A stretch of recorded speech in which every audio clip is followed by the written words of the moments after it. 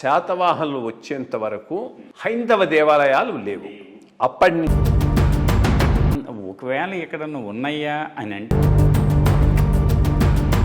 దేవాలయాలు ఆంధ్రదేశంలో ముందు లేవు.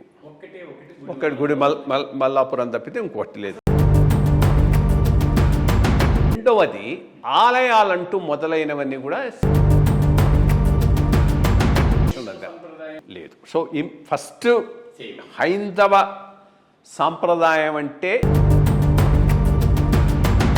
ఆంధ్ర ప్రాంతంలో, అంటే ఆంధ్ర అన్నప్పుడు నేను తెలంగాణ ఆంధ్ర రెండింటినీ కలిపి తెలుగు ప్రాంతంగా చెప్తున్నాను. బౌద్ధ ఆరామాలు, బౌద్ధ స్ట్రక్చర్స్ ముందొచ్చాయా, ఈ సేవాలయాలు ముందొచ్చాయా? ఆ పాయింట్ అంటే శాతవాహనుల కాలంలో కూడా బౌద్ధ స్తూపాలు అయినాయా?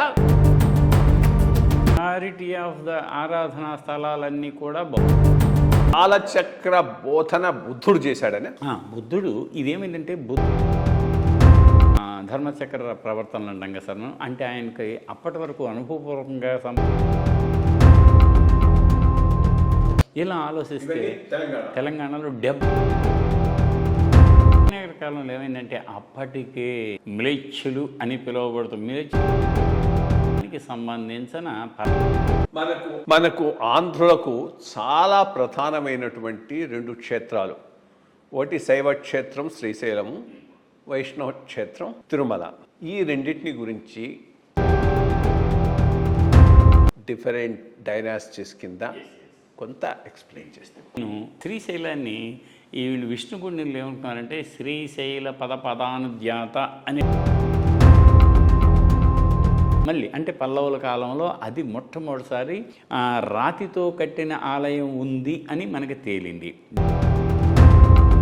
యాదవరాయలు, అక్కడ యాదవరాయలు అని ఉన్నారు, వాళ్ళే పరిపాలించి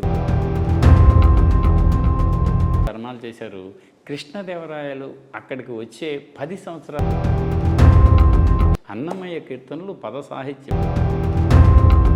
నాకు ఒక తరం ఎప్పుడో వేటూరి సుందరరామూర్తి గారిని కలిసినప్పుడు త్రిపురాంతకం యొక్క వైభవాన్ని గురించి ఆయన చెప్పాడు. ఆంధ్రులకు ప్రధానమైన కేంద్రం ఏదైనా ఉంది అంటే అది అంటే మళ్ళీ శివనాగరెడ్డి అన్నింటినీ బౌద్ధానికి శ్రీశైలం వెళ్తూ ఉన్నా ఆ రోజు నాకు ఒక పెద్ద